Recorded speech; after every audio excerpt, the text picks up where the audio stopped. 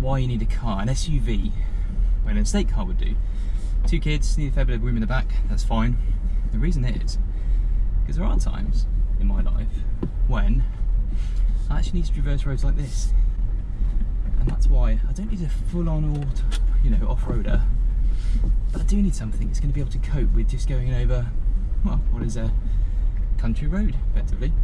And this thing, so far, on one of the many tracks around here, absolutely fine, doing a great job. No slip, no drama, no worries whatsoever, just effortlessly cruising down what is quite a substantially bumpy terrain and quite challenging. You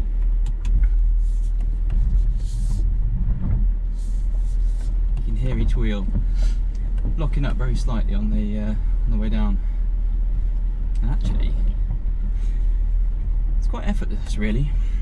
Just been able to just keep one foot on the brake. Now, I don't think, I'd say 90 and 95% of Jaguar owners, let alone SVR owners, will ever do roads such as this. But it's just quite nice to know that if you needed to, you can.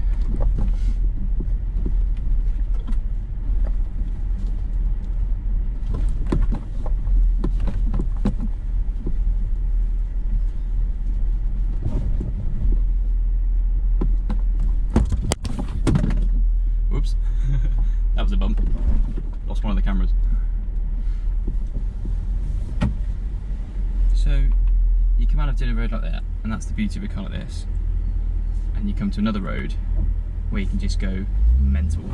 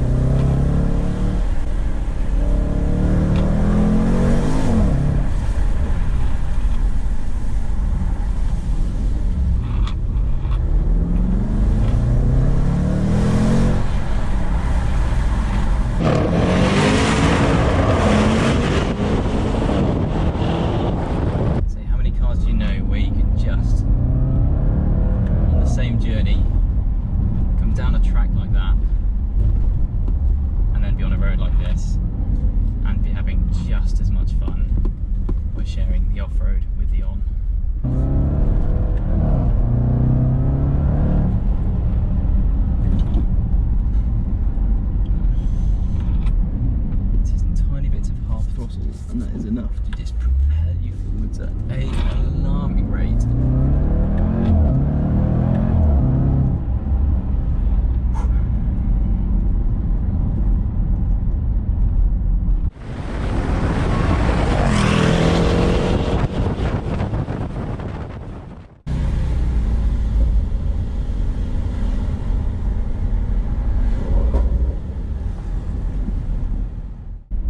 To just be able to do that, it just makes this car so much fun, because you've got massive practicality, not just in the size and what you can store in here, but practicality is in the kind of not quite go anywhere as a Land Rover, but certainly not be hindered. And yet you've also got the absolute animal and fun machine of being honed on a racetrack, and you really have got the ability to utilise that power that is there on road. It's not so bonkers that it's untamable, but it's comfortable even when pressing on. And actually, it's just the all-round vehicle for that. And I know the Range Rover Sport was very similar, and maybe I'm just still in that honeymoon period of just thoroughly enjoying this car. But for me, there's just something about it where it was a car at base, car at heart, as opposed to an off-roader at heart. I mean, the Range Rover Sport in itself means, we know from the heyday when it first came out, one of the most successful models that Land Rover ever brought out. A contradiction in terms, a Land Rover Sport. If it wasn't the Sport, it wasn't off-roading, it's not meant to go quickly. And of course, the previous model was based on a Discovery chassis, and it was the same weight as Discovery and everything else, and yet sold and drove, so clearly very popular.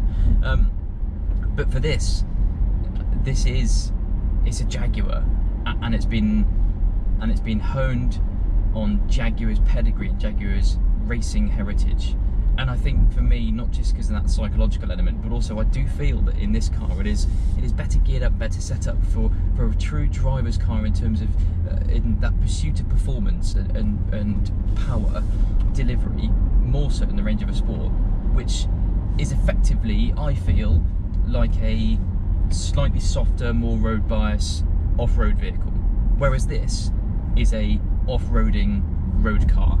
And I think that's almost the sort of subtle nuance between the two of them, is that the heritage of this car has been born from cars, not from off-roaders, and therefore that makes straight away it a much better performing vehicle for where it's going to spend 99% of its life on the road. A Range Rover Sport SVR will also spend 99% of its time on the road, and I think many Range Rover Sport SVR owners will never ever take it in on a country track like I just did, but that's what it's designed to be able to take on as well. And I just think that straight away you've got a bit of a dichotomy, if you like, between when the designers are trying to make it capable off-road but also make it incredibly quick round a track. Well, they didn't have to make this capable off-road, so they didn't have to make those compromises in a way sometimes in the same way they would have had to do with the Range Rover Sport. And that's why I think this is probably going to be the better package with regard to being the all-round car that you would want to be in most of the time.